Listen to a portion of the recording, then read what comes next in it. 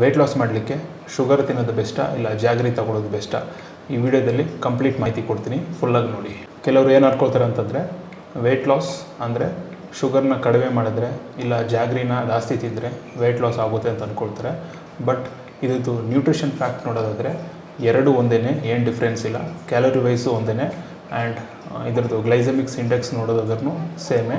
But fact ಏನು ಅಂತಂದರೆ health option ನೋಡೋದಾದರೆ ಜಾಗರಿ ಇಸ್ ಬೆಸ್ಟ್ ದೆನ್ ಶುಗರ್. ಯಾಕೆಂದರೆ ಇದರಲ್ಲಿ ಮಿನರಲ್ಸ್ ಇರುತ್ತೆ, ಅಂದರೆ ಐರನ್ ಆಗಿರ್ಬೋದು, ಕ್ಯಾಲ್ಶಿಯಮ್ಮು ಆ್ಯಂಡ್ ಮೆಗ್ನೀಷಿಯಮು, ಫಾಸ್ಫರಸ್ಸು ಇದು ಜಾಸ್ತಿ ಇರುತ್ತೆ. ಆ್ಯಂಡ್ ಆ್ಯಂಟಿ ಆಕ್ಸಿಡೆಂಟು ರಿಚ್ ಇರೋದ್ರಿಂದ ಸ್ಟ್ರೆಸ್ಸನ್ನು ಕಡಿಮೆ ಮಾಡುವಂಥ ಎಬಿಲಿಟಿ ಇದೆ. ಆದ್ದರಿಂದ jaggery is one of the good option. But ಏನೇ ಇರಲಿ, in the end calories matter ಆಗುತ್ತೆ.